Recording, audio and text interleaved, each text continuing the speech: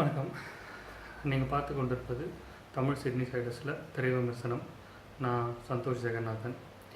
இன்றைக்கி நம்ம திரை விமர்சனத்தில் பார்க்க போகிற படம் 10 என்றதுக்குள்ள. 10 என்றதுக்குள்ள அப்படின்ற இந்த படத்தை இயக்கியிருக்கிறது விஜய் மில்டன். விஜய் மில்டன் வந்து இதுக்கு முன்னாடி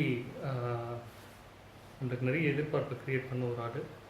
இந்த படத்தில் வந்து நிறைய எதிர்பார்ப்பு இருந்தது.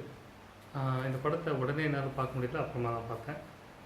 ஆனால் பார்க்கும்பொழுது எல்லோரும் எனக்கு சொன்ன விஷயங்கள், நான் கேட்ட விஷயங்கள் வந்து எப்படி இருந்ததுன்னா, படம் சரியில்லை அப்படின்ற மாதிரி தான் இருந்தது. நானும் சரி ஓகே அப்படின்னு ஒரு எந்த எதிர்பார்ப்பும் இல்லாமல் தான் பார்த்தேன். படம் தூங்கும்போது ஒரு நல்ல ஒரு எதிர்பார்ப்பு க்ரியேட் பண்ணிச்சு. இந்த படம் நிஜமாகவே நல்லா இல்லையா அப்படின்ற மாதிரி எனக்கு ஒரு டவுட் வந்தது. அதுக்கப்புறம் படம் பார்க்க ஆரம்பித்தேன். சமந்தா கேரக்டர் ரொம்ப ரசிக்கும்படியாக இருந்தது. எப்படி கஜினி படத்தில் வந்து அசின் ஒரு இன்னசென்ட்டான கொஞ்சம் உஷாரான கேரக்டர், இதில் வந்து இவங்க இன்னசென்ட்டான உஷார் இல்லாத கேரக்டர். ஆனால் விக்ரம் வந்து ஒவ்வொரு பீரியட் ஆஃப் டைம் அவங்க பயணம் செய்யும்பொழுது 2 பேரும் சேர்ந்து அவர் வந்து ஒரு அபிப்பிராயம் ஏற்படுது அவங்க மேலே.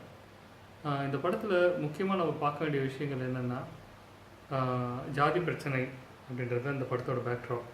அதை நல்லாவே எடுத்திருக்காங்க. அது எவ்வளோ கொடூரமாக இருக்கும் அதோட முகன்றதை நல்லாவே எடுத்திருக்காங்க. இங்கேருந்து போய் ஒருத்தர் அங்கே காப்பாற்றுற மாதிரி எடுத்திருக்காங்க. நிஜத்தில் அது அப்படியா என்னன்றது எனக்கு தெரியல. ஏன்னா அங்கே இருக்கிறவங்களே நல்லா போராடக்கூடிய ஆட்கள் தான். அது பாலிட்டிக்ஸ். சரி, சினிமா அப்படின்னு வரும்போது நம்ம ஆள் போய் ஒருத்தரை காப்பாற்றுறதுன்னா ஒரு பெருமையாக தானே இருக்கும். அங்கே போய் காப்பாற்றுறாரு. இவங்க வந்து டபுள் ஆக்ஷனில் வராங்க. சமந்தா யூஸ்வலாக நான் படக்கதை சொல்ல மாட்டேன். இந்த படக்கதை நல்லாவே இருக்குது. ஆக்சுவலாக டர்க்கியில் கிளைமேக்ஸ் எடுத்திருக்காங்க. பாடல்கள் நேபாளுக்கெல்லாம் போய் எடுத்திருக்காங்க. படம் ஷூட்டிங் ரொம்ப ஒரு ரசனையோடு எடுத்த ஒரு படம் தான் சொல்லணும். பல ஆங்கில திரைப்படங்கள் தழுவி வந்து இருந்தாலும் ரசிக்கும்படியான ஒரு படம். ரொம்ப மோசமானலாம் நிச்சயமாக கிடையாது இந்த படம். கண்டிப்பாக இதுக்கு வந்து 2 கொடுத்துருந்தாங்க அவுட் ஆஃப் 5. அவ்வளோலாம் கம்மியெல்லாம் கொடுக்க வேண்டிய 3.5 கூட நான் கொடுப்பேன். அந்தளவுக்கு மோசமான ஒரு என்டர்டெய்னர் கிடையாது. எல்லா பாடல்களும் இமான் அவ்வளோ அருமையாக போட்டிருக்காரு. பாட்டு தனியாக கேட்க முடியும், படத்தோடையும் பார்க்க முடியும், வீடியோலையும் அந்த மாதிரி போட்டிருக்காரு. இமான் வந்து இந்த அடியே என்ன ராகனியை பாடுற, கும்கி, அப்புறம் மைனா, இந்த மாதிரி படத்துலலாம் வந்து நம்மளை எல்லாரையுமே ஒரேடியாக ஈர்த்த ஒரு மனிதர் தான் அவர். இந்த படத்தில் பயங்கரமாக மியூசிக் போட்டிருக்காரு. நம்மளுக்கு கேட்கும்போதே ஒரு ஃப்ரெஷ் ஃபீலிங் இருக்குது, ரேசியாக இருக்குது மியூசிக். சரி, இந்த படத்தில் நடிகர்கள் யார் யார் அப்ரிஷியேட் பண்ணுற லெவலில் இருந்திருக்காங்க அப்படின்னா, சமந்தாவே நல்லா நடிச்சிருக்காங்க. சமந்தா வந்து ஒரு இன்னசென்ட் கேரக்டரும் நல்லா நடிச்சிருக்காங்க. கொஞ்சம் டபுள் கேங்கர் அப்படின்னு வரும்போது கொஞ்சம் அந்த கேரக்டரில் கொஞ்சம் ரஃப் அண்ட் டஃப்பாக நடிக்கிறதுக்கு ட்ரை பண்ணி கொஞ்சம் ஓவர் ஆகிட்ட மாதிரி இருந்தது. பட் ஜென்ரலி நல்லா நடிச்சிருக்காங்க. குறை இல்லாமல் இல்லை, ஆனால் நிறைவு. நம்ம விக்ரம் பற்றி ஆக்டிங் நான் சொல்லவே தேவையில்லை. விக்ரம் வந்து ஆக்சுவலாக எனக்கு ஒரு சைடு நான் சோகமே படுவேன். விக்ரம் வந்து இன்னும் கொஞ்சம் முன்னாடி அவர் வந்திருக்கணும் அப்படின்னு சொல்லிட்டு. இன்னும் முன்னாடி வந்திருந்தாருன்னா எவ்வளோ நல்ல படங்கள் நம்மளுக்கு நடித்து கொடுத்துருப்பாரு. நம்ம அவர் ஆக்ஷனில் நிறைய படங்கள் பார்த்துருக்கலாம். நம்ம இப்போ கொஞ்சம் கம்மியாகிடுச்சு, பரவாயில்ல. நெவர்தலெஸ் அவர் என்னென்ன படங்கள்லாம் ஒரு ரசிகனாகவும் நான் பார்ப்பேன், நீங்களும் பார்ப்பீங்கன்னு நம்புகிறேன். அடுத்து வந்து பசுபதி எந்த படத்தில் வந்தாலும் அவர் கேரக்டரை கரெக்டாக பண்ணிட்டு போயிடுறாரு. இப்போல்லாம் கொஞ்சம் அவர் கேரக்டர் கத்துற மாதிரி தான் வருது, கொஞ்சம் டென்ஷன் ஆகிற மாதிரிலாம் வருது. அது ஒரு சில படங்கள் அப்படி வரும். சரி, பரவாயில்ல, ஓகே. ராகுல் தேவ் வந்து வில்லனாக நடிச்சிருக்கார் படத்தில்.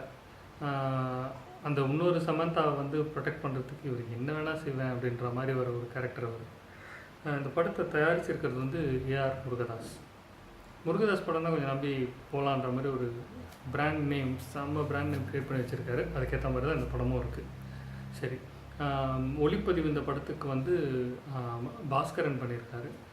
நல்லா பண்ணியிருக்காரு, ரொம்ப நல்லா பண்ணியிருக்காரு. இன்ஃபேக்ட் அந்த வீடியோவோட கிளாரிட்டி, கார் அப்படியே தலைக்கீழே போயிட்டு பேகு மேலே தூக்கி போடும்போதெல்லாம் சும்மா அப்படியே துல்லியமாக இருக்கும். இந்த இடத்துல ஒரு மாதிரி அசிங்கமாக சிஜி கிராஃபிக்காக எல்லாம் நல்லா அழகாக மிக்ஸ் பண்ணி சூப்பராக கொடுத்துருக்காங்க தொகுத்து. நம்மளுக்கு தொகுப்புன்னு சொல்லும்போது தான் புலி படத்துக்கு யார் தொகுத்தாங்களோ அவங்களே தான் இந்த படத்துக்கு தொகுத்துருக்காரு. ஸ்ரீகர் பிரசாத்ன்றவர். ஸ்ரீகர் பிரசாத் வந்து நிறைய லாரல்ஸ், அவர் நிறைய அவார்ட்ஸ்லாம் வின் பண்ண ஒரு ஆள். அது வந்து க்ளீனாக இந்த படத்தில் தெரியும் நம்மளுக்கு. இந்த படம் பார்க்கலாமா? நிச்சயமாக பார்க்கலாம், தாராளமாக பார்க்கலாம். ஒரு ஆக்ஷன் ஃபன் நிறைஞ்ச ஆக்ஷன் நிறைஞ்ச திரைப்படம்னு சொல்லலாம். நம்ம ஊரில் வந்து இந்த பைக் படம் கார் படம்லாம் இல்லைன்னா அதையும் ஈடுகட்டுற அளவுக்கு ஒரு இது ஒரு த்ரில்லர் மாதிரியும் வருது, ஒரு அட்வென்ச்சர் மாதிரியும் வருது. It's very nice movie. கண்டிப்பாக டிவிடிஸ்லாம் வீட்டில் வாங்கி வைக்கலாம், ஃப்ரெண்ட்ஸோடு சேர்ந்து பார்க்கலாம். ஒரு சோஷியல் மெசேஜும் இருக்குது படத்தில். அதே மாதிரி லவ்வுன்னு வரும்போது இன்னசென்ட்டான ஆளாக இருந்தாலும் சும்மா கணக்கு வழக்கெல்லாம் பார்க்காம காசு கணக்கெலாம் பார்க்காம வரும்போது அதோட எஃபெக்டே வேறுன்றது இந்த படத்துலேயும் நம்ம பார்க்கலாம்.